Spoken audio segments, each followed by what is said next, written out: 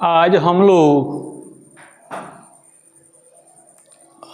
अगेय द्वारा लिखित कविता हिरोशिमा का पहले सारांश समझेंगे और तब हम उसका ऑब्जेक्टिव समझेंगे। तो हिरोशिमा जापान में एक शहर है जहाँ पर 6 अगस्त 1945 को अमेरिका ने 12 बजे दिन में अणु बम गिराया था और अणु बम गिराया हिरोशिमा के बीचों बीच चौक पर। तो उससे क्या हुआ उसी का एक कविता के बारे में बताया गया है कि द्वितीय विश्व युद्ध जब चल रहा था उस समय की बात है। तो अमेरिका ने द्वितीय विश्व युद्ध का अंत करने के लिए जापान के हिरोशिमा शहर पर 12 बजे दिन में बीचों बीच चौक पर अणु बम गिराया। तो वह अणु बम गिरा तो धरती में फटा और तब धरती में से फटकर वह ऊपर की ओर 10 दिशाओं में गया और 10 दिशाओं में आसमान में फैला और तब ऊपर से उसके छोटे छोटे टुकड़े आग की तरह नीचे गिरने लगे, धुआं बन गए, उसमें जहर ही जहर था। तो लोग सड़कों पर आ रहे थे, जा रहे थे, तो आग की धधक में कितने भाप बनकर उड़ गए, कितने उसमें जलकर मर गए, कितने छटपटाकर प्राण त्याग दिए। मनुष्य ने मनुष्यता की रक्षा के लिए अणु बम बनाया था, लेकिन मनुष्य का बनाया हुआ जो अणु बम था, सूरज था, मनुष्य को ही भाप बनाकर सूख गया। तो कैसी मानवता है? यह कवि कहते हैं कि मानवता नहीं है तो दानवता है, कि मानव त्रासदी का चित्रण है यह कविता। आज भी वहाँ पर हिरोशिमा की सड़कों पर पत्थरों पर जली हुई छायाओं के निशान हैं और वे निशान हमको संदेश दे रही है, मनुष्य देखो तूने एक बम बनाया था मनुष्यता की रक्षा के लिए और हमको मार कर गिरा दिया। आज हम लोग का जो निशान है देखो, इससे भी सीखो, युद्ध को छोड़ो, शांति की ओर चलो, तो मानव का कल्याण होगा, यानी तो मानव का कल्याण होने वाला नहीं है।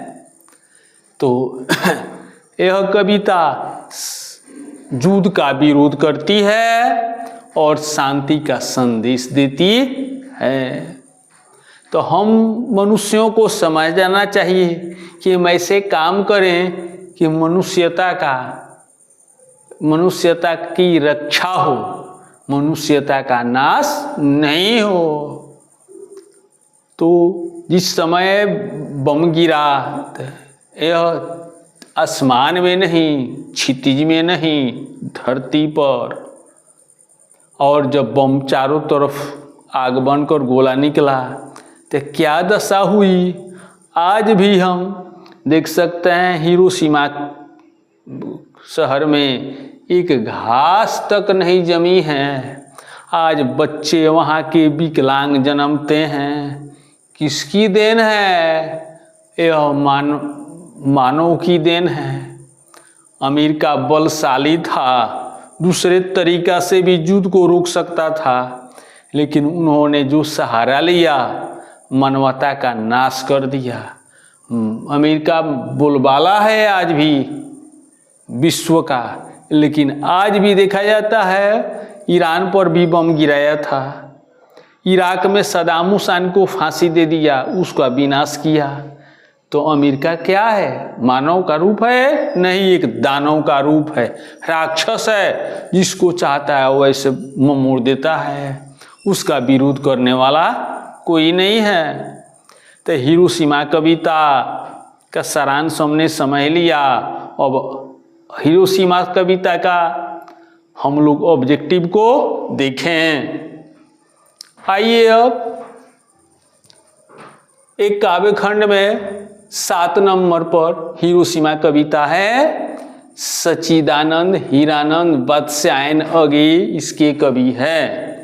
तो यहाँ पर देखने वाली बात है कि अगे का पूरा नाम सच्चिदानंद हीरानंद वात्स्यायन और सच्चिदानंद का छोटा नाम तो अगे। ये भी पूछेगा कि सच्चिदानंद हीरानंद का छोटा नाम उपनाम क्या है, तो अगे है। अब हम कुछ उनके जीवन परिचय को समझते हुए कविता के ऑब्जेक्टिव क्वेश्चन को हम समझेंगे। अगे की जन्म तिथि 7 मार्च 1911 ईस्वी है। जन्म स्थान उत्तर प्रदेश कुशीनगर का कसैया गांव है। मृत्यु तिथि 4 अप्रैल 1987 ईस्वी है। माता बेअंती देवी थी। पिता हीरानंद शास्त्री थे, जो प्रख्यात पुरातत्ववेत्ता थे। पुरातत्ववेत्ता का मतलब होता है धरती के नीचे जो चीज़ें छुपी हुई होती है उसका जो पता लगाता है, बताता है, उसी को पुरातत्ववेत्ता कहा जाता है। अगे का मूल निवास करतारपुर पंजाब था।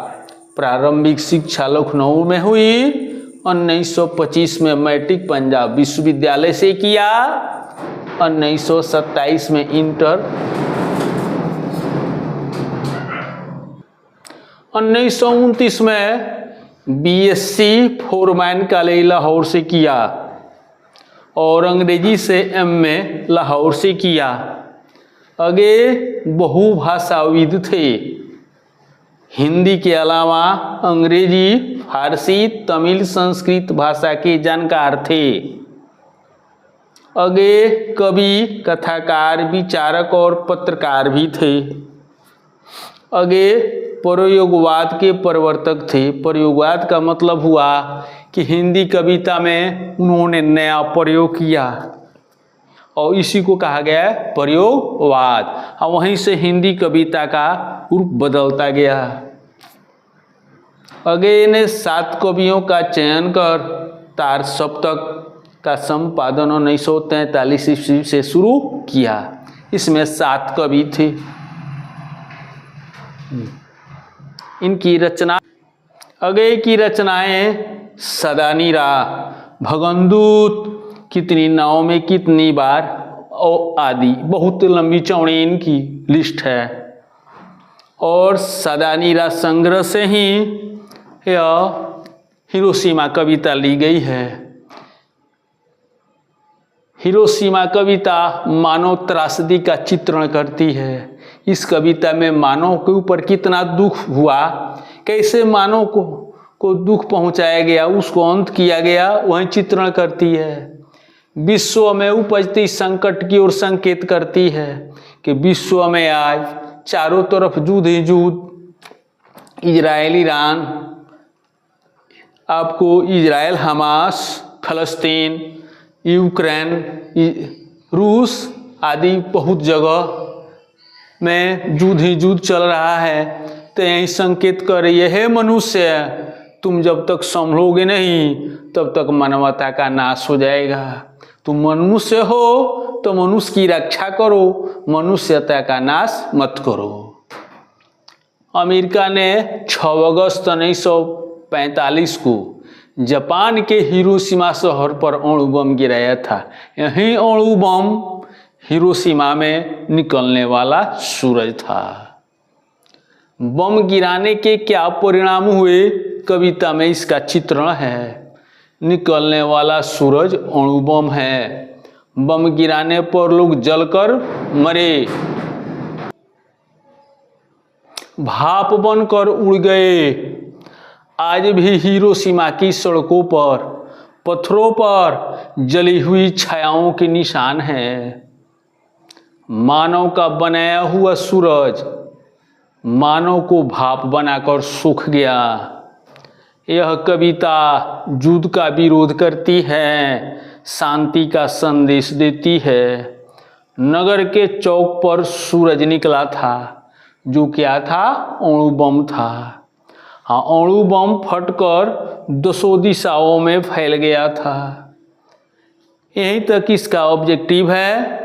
आपको अच्छा लगा, इसको लाइक करें, सब्सक्राइब करें, शेयर करें, पढ़कर इसका लाभ उठावें।